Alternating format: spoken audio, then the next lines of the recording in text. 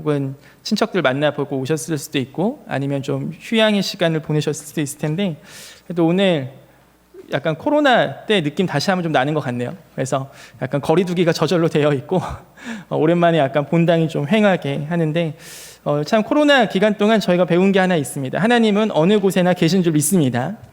또한 우리가 교회가 함께 모임이 참 큰 은혜와 기쁨이 되는 줄 믿습니다. 아멘. 저희 한국교회가 사실 세워진 이후에 이렇게 자유롭게 예배하고 자유롭게 모여서 찬양한다는 자체가 얼마나 귀한 일인지 저희 세대는 잘 모르죠. 왜냐하면 저희는 어려서부터 이게 너무나 당연했기 때문에. 하지만 저희 부모님 세대 혹은 그 이전 세대는 사실 교회에 모인다는 것 자체가 쉽지만은 않았다고 들었습니다. 왜냐하면 이러한 특히 명절 때만 되면 그 제사 문화가 워낙 뿌리 깊었기 때문에 굉장히 큰 핍박을 받고 했었죠. 근데 아마 현대 사회에서는 그런 가정이 점점 줄어들고 있는 것 같습니다. 제가 명절만 되면 한 가지 참 재미있는 일이 하나 있는데 제가 유초등부 사역했을 때였어요. 그때 그 당시 유초등부 부장 집사님이 명절 딱 전주에 광고 시간에 이렇게 말씀하셨어요. 얘들아, 니네 제사 때 절하면 안 돼. 뭐 집사님 선생님도 그 엄마 아빠 안 믿으시고 혼자 믿었지만 예수님 믿고 나선 제사 때 절 안 했어. 그러니까 니네 제사 때 절 만약에 부모님이 억지로 시키시면 하지 않는다고 해. 왜냐면 당시 제가 섬겼던 교회가 유초등부 아이들이 그 지역교회 홈스쿨, 이 지역아동센터를 통해서 들어온 친구들이 많아서 부모님이 교회를 안 다니는 친구들이 많았어요. 그러니까 얘네는 명절 때 당연히 절하고 했던 게 너무나 그 쉬운 문화였죠. 근데 얘네가 그걸 듣고서 그걸 실천했죠. 제가 우리 어린이들을 보면은 참 기분 좋은 것 중에 하나가 이거 해야 돼 하면 합니다. 우리 청년들은 해야 돼 하면 그 시간이 엄청 길잖아요. 하기까지. 근데 이제 애들은 해야 돼 하면 하더라고요. 그래서 어떤 그 꼬맹이가 그 3남매가 우리 교회를 나온 애들이 있었어요. 3남매가. 그래서 그 가장 큰 애가 초등학교 5학년, 둘째가 3학년, 이제 막내가 7살인가 그렇게 됐는데 그 둘째 남자애가 그에게 감동을 받았나 봐요. 그래서 이제 시골에 갔는데 할머니가 딱 제사해, 절해 딱 하니까 나는 교회를 다니니까 안 할 거야 라고 할머니한테 당당히 얘기했어요. 자, 그 얘기를 듣고 그 집에 할머니가 그 누나를 쳐다봤죠. 그 초등학교 5학년짜리. 그러니까 나도 안 할 거야 하니까 이제 막내 그 꼬맹이도 나도 안 할 거야 하니까 그 다음 주에 어떤 일이 생겼냐면 그 3남매 어머니가 처음으로 교회를 나오셨어요. 왜냐하면 그분의 마음속 소원이 뭐였냐면 이 제사가 없어지는 거였거든요. 근데 그것을 꼬맹이들이 한 거죠. 그러니까 자기가 만약에 안 한다 했으면은 시어머니가 엄청 뭐라 했을 텐데 그 너무 귀하디귀한 손주 손녀가 대동단결해서 우리 안 할 거야, 절 안 할 거야 하니까 할머니가 어떻게 할 수가 없는 거예요. 그래서 그렇게 해서 그 어머님이 전도대에서 오셔서 교회 나오시고 성경 공부하시고 간증까지 하시더라고요. 간증 때 이 얘기를 하셨어요. 자기가 교회 나오게 된 이유 중에 하나가 제사하기 싫었는데 자신의 소원이 이루어졌다. 뭘 통해서? 교회를 통해서. 이러한 이야기들을 제가 그 친구들 보면서 배웠죠. 하나님께서는 우리 민족 가운데 굉장히 좋은 어떠한 문화를 주셨는데 그 중에 하나가 뭐냐면 함께 모이고 공동체성을 굉장히 주셨다고 저는 생각합니다. 하지만 또한 우리 민족 가운데 이러한 뿌리 깊은 샤머니즘, 이러한 제사 문화, 이것이 우리 가운데 뿌리 깊은 줄 알아요. 하지만 한국 교회, 이 근현대사 역사 속에 한국 교회의 역할과 이 교회의 정말로 강한 그 백성들을 교육하고 한글을 가르치고 이 깨우는 이 사역이 제가 잠깐 이야기한 이 한 가정의 이야기가 조금은 장난스럽고 조금은 그냥 가볍게 들릴지 모르겠지만 사실은 한국교회 역사 속에 그리고 한국 사회 역사 속에 이러한 일들이 계속 있었습니다. 이 이야기가 오늘 사실 제가 하고 싶은 이야기 중에 하나입니다. 오늘 말씀 1절 한번 가보시죠. 에베소서 5장 1절. 그러므로 사랑을 받는 자녀같이 너희는 하나님을 본받는 자가 되고. 에베소서 말씀은 1, 2, 3, 4장 그리고 5, 6장 이렇게 볼 때 앞장은 어떤 부분이냐면 우리가 기억하듯이 구원은 하나님의 선물이다. 그 은혜에 의하여 믿음으로 말미암아 우리가 구원을 받았다. 이거 기억나시죠? 그리고 교회에 대한 이야기가 있어요. 너희는 한 몸이야. 이런 이야기가 있어요. 그래서 교회를 세워가는 이야기가 있는 거죠. 근데 5장부터는 어떠한 개념이냐면 에베소서 5장과 6장은 그 구원을 넘어서 구원받은 백성들이 어떻게 살아가야 하는가에 대한 이야기가 나오거든요. 그래서 6장에 보면은 굉장히 섬세하게 6장 가보세요. 에베소서 6장. 우리 계속 매일 성경 큐티 하고 계시다면 아마 계속 6장 우리 큐티 하실 거예요. 그 다음에 이번 주 중에 6장 1절 가보시면 자녀들아 주 안에서 너희 부모에게 순종하라 가정 이야기가 나와요. 6장 5절 가보세요. 종들아 두려워하고 떨며 성실한 마음으로. 여기서는 직장의 이야기가 사실 나오는 겁니다. 그러니까 이 가정에서는 어떻게 살아야 되고 직장에서는 어떻게 살아야, 이 삶의 현장에서 어떻게 살아야 하는지를 얘기하거든요. 그거의 모든 대전제가 어디에 다 연결되어 있는 거냐면 이 세부 항목들이 가정에선 이렇게, 직장에선 이렇게, 학교에선 이렇게, 너희가 살아가는 모든 삶의 현장에서 이렇게, 이 모든 게 다 이 하나에 묶여 있어요. 그게 뭐냐면 에베소서 5장 1절이에요. 한번 다시 읽어보죠. 5장 1절 시작. 그러므로 사랑을 받는 자녀같이 너희는 하나님을 본받는 자가 되고. 이 하나님을 본받는 자가 되는 게 가장 중요한 대전제예요. 즉 이게 없이 하나님을 본받는 자 그런 개념 없이 그냥 착하게 살아야지, 그러니까 나는 학교에서 착하게 살 거야, 이러한 단순한 개념이 아닙니다. 이 모든 개념의 가장 큰 중심 대전제는 뭐냐면, 우리 가운데 오늘 이 말씀 본문이 도전하고 질문하는 건 뭐냐면, 너희는 지금 하나님을 본받는 자가 되느냐라는 질문입니다. 그러니까 아까 우리 성일 형제가 뜨끔하면서 잘 나눴던 거죠. 나는 과연 하나님을 본받는 자가 되고 있나? 오늘 예배가 끝나고 말씀 시간이 끝났을 때 여러분 마음속에 이 교회를 떠나면서 드는 질문이 이 질문이었으면 좋겠습니다. 여러분은 하나님을 본받는 자가 되고 계십니까? 이 본받다라는 단어가 원어로 보면 어떤 단어냐면 모방하다 이런 뜻이래요. 흉내내다, 따라하다, 뭐 성대모사하다 그런 느낌 있죠. 그러니까 흉내내고 따라하는 거예요. 하나님을 따라하라는 거죠. 자, 여러분 근데 머릿속에 이런 질문 들지 않으십니까? 우리가 어떻게 하나님을 따라해 감히?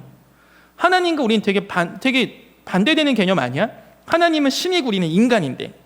그러니까 우리는 그 시도조차 안 할 가능성이 많습니다. 하나님과 우리는 전혀 다르니까 내가 어떻게 예수님을 따라해? 내가 어떻게 하나님을 따라해? 그건 안 되는 거야, 안 되는 거. 그러니까 이거는 애초에 잡으면 안 되는 목표인 거야. 이렇게 우리가 생각하고 살아갈 가능성이 굉장히 많거든요. 제가 저희 딸의 이름을 소혜라고 지었어요. 그게 아시는 분 아시겠지만 작은 예수입니다. 작은 예수, 소예. 그래서 작을 소에 예수 예가 한문에는 없지만 그냥 마음속에 작은 예수, 소예 이렇게 이름을 지었어요. 왜냐면 자게 이렇게 이름 지으면 이상하잖아요. 신자게. 놀림 많이 받을 것 같아서 소예 이렇게 지었어요. 근데 저희 아내는 그게 너무 싫었던 거죠. 이렇게 부담돼 하면서 이 소혜라는 이름을 붙일까 말까 가족회의가 붙었습니다. 저희 외가 쪽 저희 소혜의 증조부까지 올라가시고, 그 다음에 이쪽 저희 본가 쪽에서 또 저희 부모님 다 반대. 그 반대하는 이유는 다 명확해요. 뭐냐? 사람과 예수님 비교할 수 없다. 왜냐면 다 신앙이 있으신 분들이거든요. 다 반대. 우리가 어떻게 감히 예수님한테 이름 붙이냐? 얼마나 부담되겠냐? 너 같으면 하겠냐? 신은호? 네 인생만 그렇게 살아야지 왜 애까지 족쇄를 매냐? 자, 이게 제가 공격받았던 이야기들이에요. 근데 제가 그때 받았던 말씀은 이거예요. 우리는 하나님을 본받는 자가 되라. 저 보시면 고집이 굉장히 세 보이죠? 뭐 1대 100으로 싸워도 마음 가운데 전혀 요동이 없었어요. 그냥 나는 이 이름을 기도하면서 받았습니다. 그리고 이 아이만 그렇게 살라는 게 아니고 저도 그렇게 작은 예수로 살고 싶은 마음에 있기 때문에 우리 가족 모두가 당연히 작은 예수로 살아야 되지 않겠습니까? 이걸로 그냥 다 결국은 소예 이름으로 정했습니다. 약 이 2달 정도 싸웠죠. 끝까지. 제 마음 가운데 들었던 이 말씀은 사실 저의 어떠한 소망이라기보다도 하나님의 말씀 가운데 이것이 불가능하기 때문에 너희가 시도조차 안 해야 된다. 너희가 감히 교만하게 어떻게 너희가 하나님을 닮아간다고 얘기하냐라고 얘기한다면 이거는 제가 정확히 얘기하건대 비성경적입니다. 우리가 어떻게 예수님을 닮아가겠어? 따라가겠어? 못하지. 아예 생각도 안 한다? 비성경적이에요. 그 이야기를 오늘 좀 제가 이야기 좀 해볼게요. 먼저 예수님이 자기를 본받으라고 하셨어요. 한번 가볼게요. 요한복음 가보시죠. 여러분 잘 아시는 요한복음 13장. 우리 예수님께서 제자들의 발을 닦아주셨던 장이에요. 13장 가보세요. 요한복음 13장. 그래서 지금은 여러분이 정말 이 설교자의 말이 맞는지 비판적으로 들어보세요. 진짜 어떻게 우리가 예수님을 따라가? 저 인간 뭐 장난하는 거 아니야? 이런 생각으로 한번 들어보세요. 요한복음 13장 15절 갑니다. 제가 읽습니다. 15절. 내가 너희에게 행한 것 같이 너희도 행하게 하려 하여 본을 보였노라. 예수님이 대놓고 얘기하세요. 내가 본을 보였다. 왜? 너희도 행하게 하려고. 단순히 감동받게 하려는 게 아니었어. 예수님의 세족식의 목적은 얘들아 너희가 감동받아 내가 이렇게 너희를 사랑한단다. 여기서 끝나지 않아요. 예수님이 분명한 목적을 얘기해요. 내가 왜 닦았어? 니네들 이렇게 해. 요게 예수님의 핵심 목적이에요. 너희도 행하게 하려 해요. 생각해 보세요. 예수님이 우리의 죄만 딱 씻어주시고 영적으로 우리가 천국 가기를 원하셔서 얘들아 너희 믿음 잘 지키고 천국에서 보자 이렇게만 얘기하셨다면 예수님은 오시자마자 십자가 지고 죽으면 끝납니다. 굳이 왜 예수님 30살까지 기다리시고 굳이 왜 제자들 데리고 3년 반을 다니시면서 그 고생을 하시면서 십자가 지셨겠어요? 예수님은 영적으로만 우리의 죄를 해결하고 끝나신 게 아니고 인격적이고 전인격적으로 우리에게 다가오신 겁니다. 아멘. 여러분을 단순히 교회 다녀 얘들아 예수님 믿지? 너희가 죽어야 되는데 내가 너희 대신 죽은 거 믿지? 자 그거 믿고 잘 살다가 우리 천국에서 보자. 이게 절대 아니에요. 아니 그렇다면 예수님이 굳이 제자들과 3년 동안 왜 같이 삽니까? 도무지 왜? 그렇게 굳이 안 하셔도 되잖아요. 예수님은요 하나님은 우리와 가족이시고 아버지시고 정말 이 인격적인 관계를 너무 원하시는 거예요. 그러니까 단순히 우리가 교리적으로 종교적으로 난 예수님 믿어 그리고 나 그 믿음을 잘 유지하다가 나 이제 천국 가야지 이렇게만 연결된다. 그럼 어떠한 연결고리가 생기냐면 이러한 질문이 많이 들어요. 뭐냐? 내가 보니까 교회 다니다가 내가 아기 때 예수님 믿든 70살 할아버지 돼서 예수님 믿든 다 똑같이 천국 가는 거면 나 70살 돼서 믿을래. 그 전까지 내가 막 살다가 몸이 좀 아파올 때 있잖아. 그때부터 믿을래. 자, 이러한 질문들을 하기 시작하죠. 이렇게 질문하는 개념에 뭐가 빠진 겁니까? 이게 빠진 거예요. 그냥 나 예수님 믿고 천국 가야지 이러한 정말 단순한 도식만 딱 하나 생긴 거죠. 이 가운데 생겨있는 하나님의 섬세하시고 하나님의 인격적이시고 이런 관계적인 부분이 다 빠졌어요. 예수님은 3년 동안 제자들과 그렇게 함께 살아가세요. 왜? 자신에게 본을 보이시면서 얘들아 너희가 이렇게 행해야 돼. 이게 예수님께서 오신 목적이에요. 자, 추석 명절날 좋은 핑계가 있음에도 이 예배당까지 오신 우리 청년들 얼마나 귀합니까? 여러분들에게 여러분들 정도면 예수님을 여러분들 정도의 열심과 여러분들 정도의 열정인데 만약에 여러분의 마음에 나는 예수님 믿고 잘 살다가 천국 가야지 여기서 끝납니까? 이번 주 한 주의 인생이 예수님과는 전혀 상관없이 예수님은 막 본을 보이셨어서 얘들아 너희가 난 이렇게 살았으면 좋겠어 보여주셨는데 나는 그것과는 전혀 거리감 있게 그냥 예수님은 예수님이고 나는 나야. 예수님은 예수님의 인생 나는 나의 인생 살다가 천국에서 만나야지 하면 우리 예수님 얼마나 슬프시겠어요.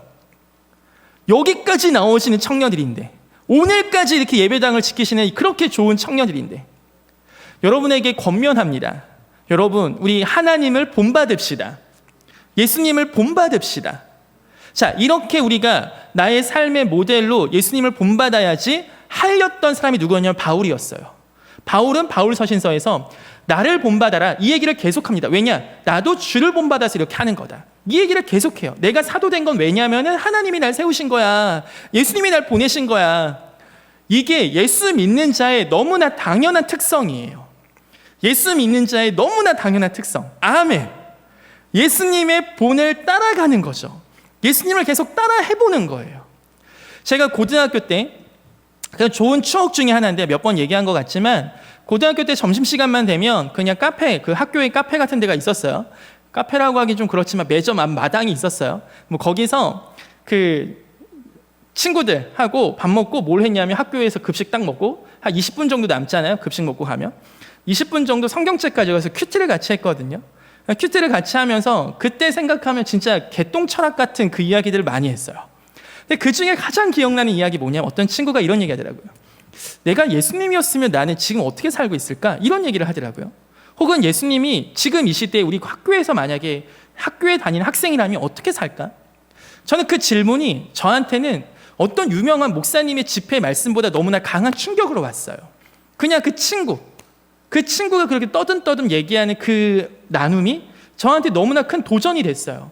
아, 이게 우리의 영원한 비교 대상이구나. 예수 그리스도를 닮아가는 삶.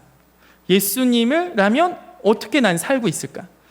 이 시대 예수님이 이 시대 한국의 청년으로 살고 계시다면, 내가 다니는 학교에 다니신다면, 내가 다니는 회사에 다니신다면 예수님은 어떻게 하실까? 이러한 생각과 이러한 도전이 그 고등학교 제 친구한테 들었을 때 너무나 신선했어요. 그리고 그것이 저에게 지금까지도 많은 영향을 미치는 것 같습니다. 우리 조금만 더 찾아볼게요. 베드로후서 가보세요. 베드로후서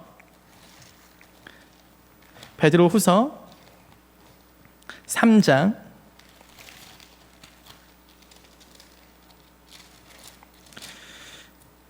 3장 18절 가봅니다. 베드로후서 3장 18절. 자, 함께 읽습니다. 시작. 오직 우리 주 곧 구주 예수 그리스도의 은혜와 그를 아는 지식에서 자라가라. 영광이 이제와 영원한 날까지 그에게 있을지어다. 아멘. 베드로 사도가 마지막에 권면에서 쓴 게 뭡니까? 그 성도들에게 마지막 이 베드로후서는 예루살렘에서 있었던 그 다미 목사님 야고보와 열심히 사역했던 베드로 사도가 예루살렘 교회가 핍박을 받아서 깨졌어요. 전 세계에 흩어졌어. 그때 흩어진 핍박받는 성도들에게 쓴 편지거든요. 근데 마지막 뭘 심어줘요? 예수님 안에서 예수님에게까지 자라가라고 얘기합니다. 각자의 현장 속에 누군가가 비교 대상이 아니고 그냥 예수님인 거예요. 어디에게까지 자라가야 됩니까? 예수님에게까지 자라가야 돼요. 이곳에 교회 한 30년 이상 다니신 분 계시죠? 그리고 예수님을 영접하시고 거의 20년 넘으신 분들도 계시죠? 자, 권면합니다. 저는 벌써 신앙이 20년이어서 30년이어서 사실 예전처럼 뜨겁지 않아요. 이러한 잡소리 하지 마세요. 이러한 말도 안 되는 핑계 대지 마세요. 예전에 예수님 만나서 지금은 너무 뜨뜻미지근해. 이런 이상한 얘기 하지 마세요. 이거는 여러분의 비교 대상이 없어져서 그렇습니다. 내가 더 이상 잘할 때가 보이지 않는다는 건, 내가 이제 신앙이 많이 성숙한 것 같은데라는 생각이 든다는 건 여러분의 비교 대상이 예수님이 아니라는 거예요. 내가 옆에 있는 친구보다는 신앙이 좋을 수 있죠. 그렇게 객관적 비교할 수 있는지는 잘 모르겠지만 내가 옆에 있는 우리 목자보다 또 내가 더 묵상 잘할 수 있죠. 그게 교만입니다. 교만은 예수님 없이, 하나님 없이 혼자 서는 게 교만이에요. 반대로 겸손은 하나님 앞에 서는 게 겸손입니다. 하나님 앞에 서게 되면 내가 낮아져야지 하지 않아도 자동적으로 낮아져요. 그게 하나님과 우리 사이의 영원한 갭인데 그게 기분 좋은 거라고요. 우리가 예수님에게까지 계속 자라가려고 하는데 안 되잖아요. 그게 굉장히 기분 좋은 실패라고요. 그게 안 돼야 돼요. 나 드디어 예수님에게까지 자라갔어. 나 예수님 같아. 그럼 그게 뭐냐? 이제 이단의 반열에 오르시는 겁니다. 그러니까 이건 영원히 안 되는 거라고요. 나 예수님에게까지 자라가고 싶은데 예수님에게까지 자라가지 못하는 거죠.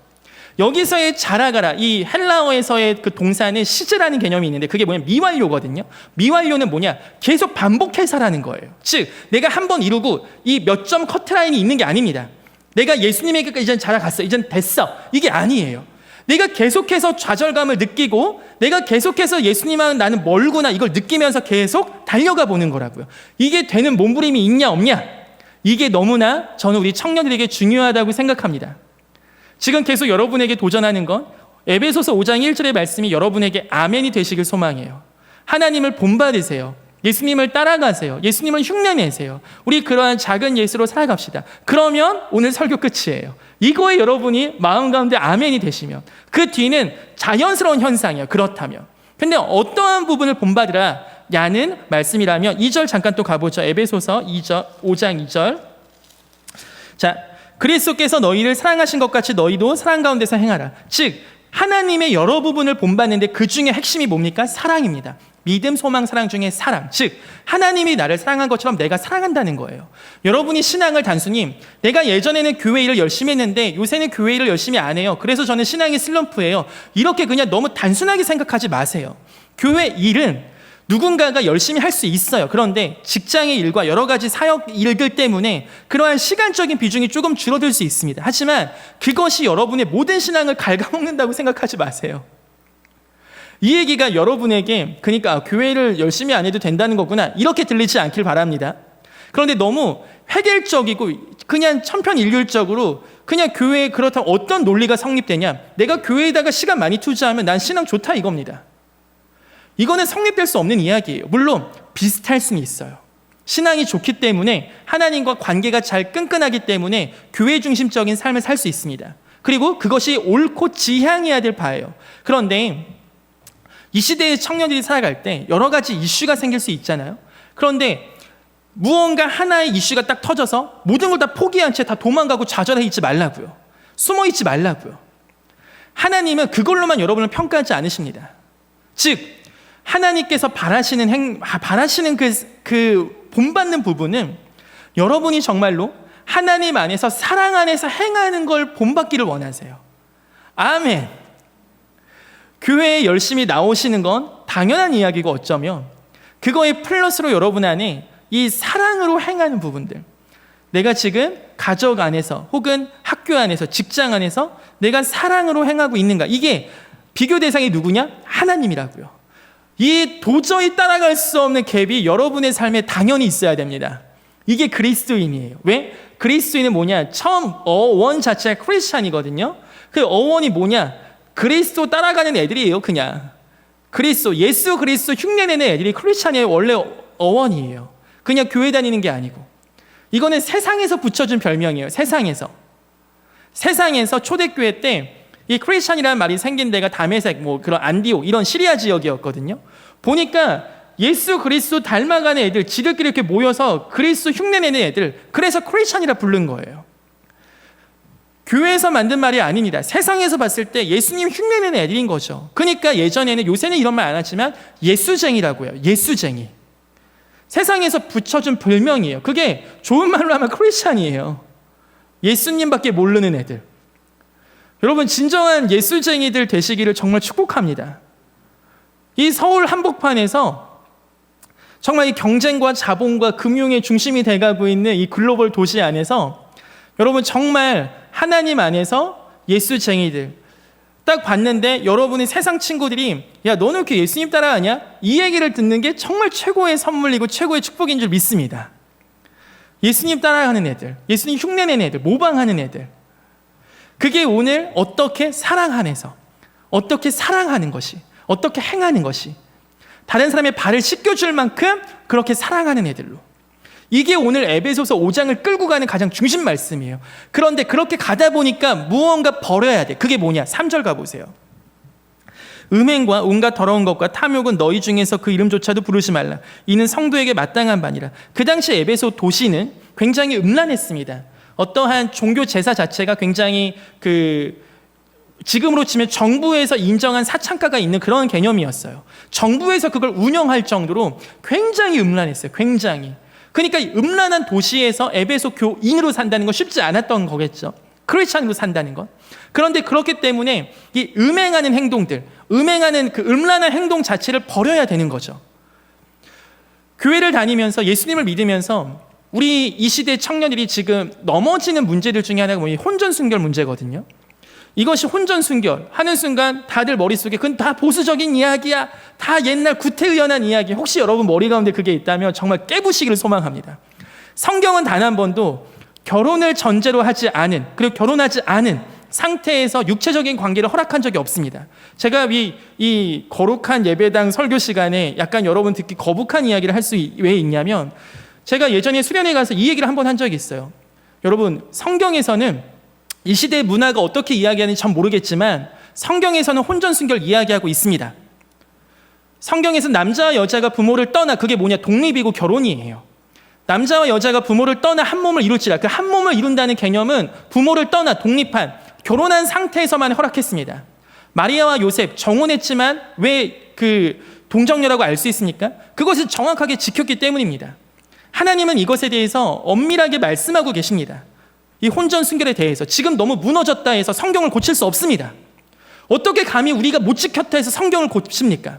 여러분이 무너졌든 안 무너졌든 저는 얘기할 수밖에 없는데, 이 시대에 어떤 문화가 얘기하든 여러분, 크리스찬, 특히 예수님 믿으십니까? 하나님의 창조 질서를 믿으십니까? 그렇다면 결혼 전에 육체를 지키십시오라고 이야기를 했어요. 그랬더니 끝나고 어떤 그 자매가 저한테 개인적으로 연락이 왔더라고요.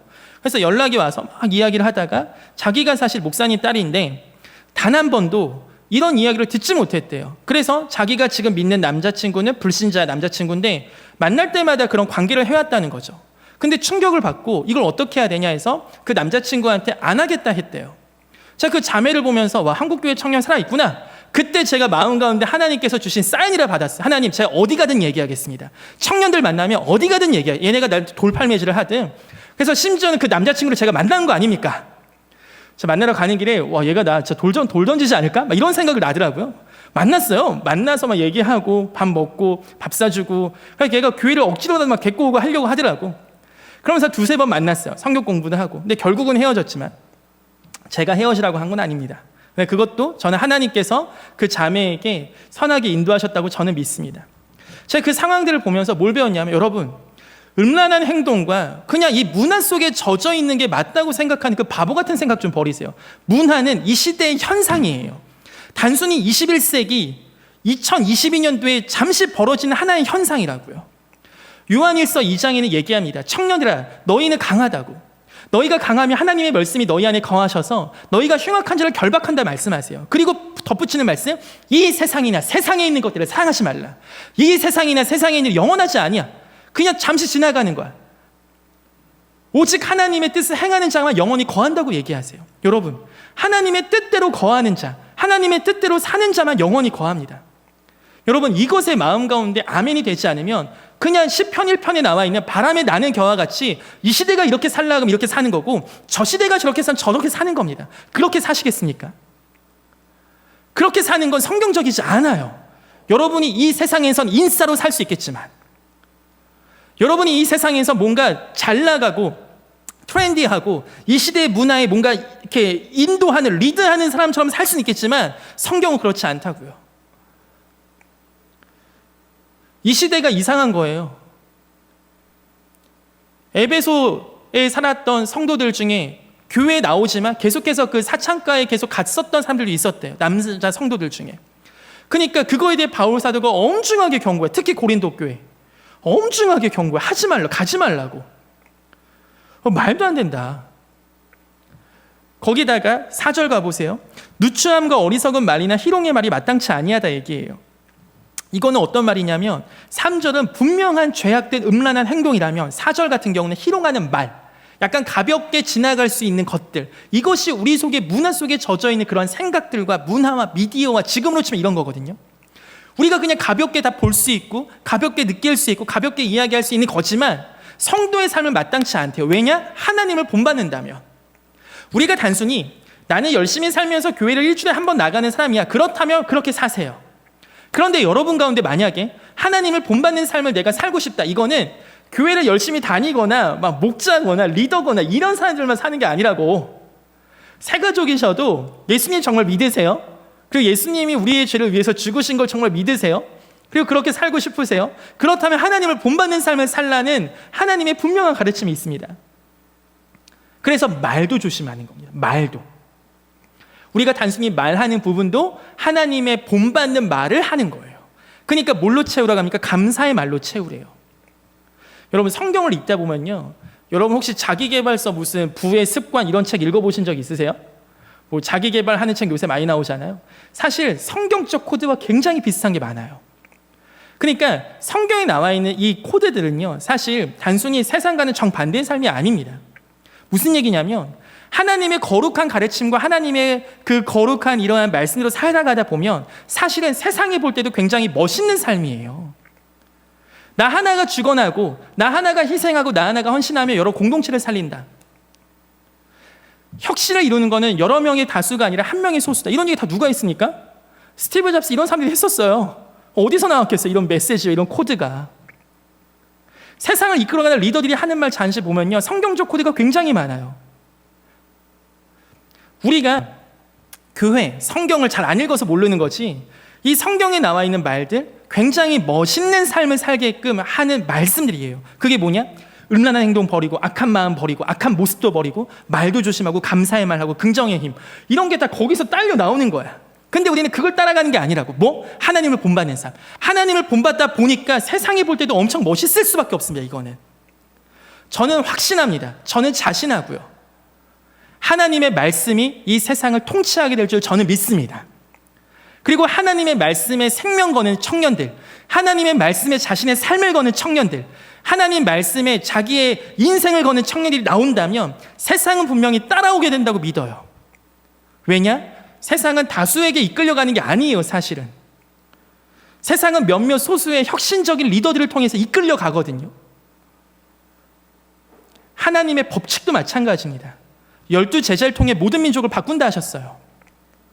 여러분 한 명 한 명에게 있는 이러한 하나님을 본받는 그러한 모습들, 악한 모양을 버리는 것들, 이 세상의 문화와 미디어 속에서도 내가 이것을 분별하는 것들, 그리스도와 함께 하기 위해서 그리스도가 내 안에 있을 때 불편하실 것들, 예수님이 만약에 내 마음속에서 내가 지금 보고 있는 거, 내가 듣고 있는 거, 내가 지금 말하는 거 같이 느끼신다면 불편하실 것 같은 것들 내가 안 하겠습니다.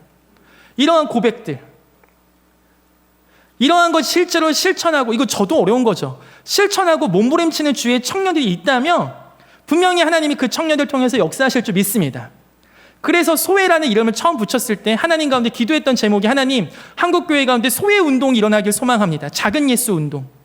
하나님은 큰 사람들이 필요한 게 아니에요. 능력 많은 애들이 필요한 게 아니에요. 세상은 능력 많은 한 리더가 필요하지만 하나님은 아니에요. 작아도 괜찮아요. 빛이 엄청 크지 않아도 돼요. 역량이나 은사나 달란트가 하나만 딱 있어도 됩니다. 하나님께서 바라보시는 거는 진짜 너희가 하나님을 본받는가? 예수님을 본받는 마음이 그 안에 있는가? 그 마음이 우리 가운데 있으니까, 그렇다면 한가람 청년부는 주님께서 우리 가운데 큰 은혜를 주실 줄 믿습니다.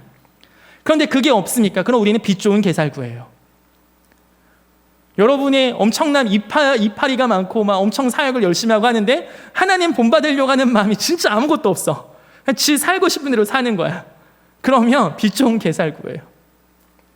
겉에서 볼 때는 굉장히 멋있게 사는 것 같고 열심히 살고 신앙생활 잘하는 것 같지만 마음 가운데 여러분 하나님 본받으려고 하는 그런 묵상이 없으세요? 예수님 본받으려고 하는 마음이 요만큼도 없으세요? 그럼 사실 죄송한 얘기지만 희망이 없습니다. 가망이 없어요. 그냥 잠시 잠깐 열심히 있다 빛이 사라질 거예요. 왜냐? 우리 가운데 영원한 그 비교 대상 되시는 예수님이, 그분이 우리를 지키실 겁니다. 여러분, 그분 앞에서 계속하여 기분 좋은 좌절을 경험하시길 소망합니다. 내가 정말 이렇게 살아보려 했지만 또 넘어졌구나, 좌절했구나. 그럴 때마다 나에게 다시 새 힘을 주시며 일으키시는 그 예수님을 경험하는 거죠. 그 예수님을 따라가 보는 거죠. 또 흉내내 보는 거죠. 예수님이 날 일으키시고 예수님이 날 사랑하시고 그걸 믿고 나도 다시 한번 해보는 겁니다. 내가 오늘 또 직장 상사가 나한테 뭐라 해서 내가 그 사람을 마음속으로 너무 미워했지만 다시 한번 마음 가운데 기도해보는 거예요. 그냥 예수님 한번 흉내내 봐야지 하면서. 왜? 그 사람 때문이 아니라 예수님 때문에. 만약에 예수님이라면 그것이 저와 여러분의 믿음의 고백이 되시길 소망합니다. 그것이 우리 한가람교회 청년부의 믿음의 고백이 되기를 기도합니다. 우리 이 시간, 기도하는 시간 잠시 갖겠습니다.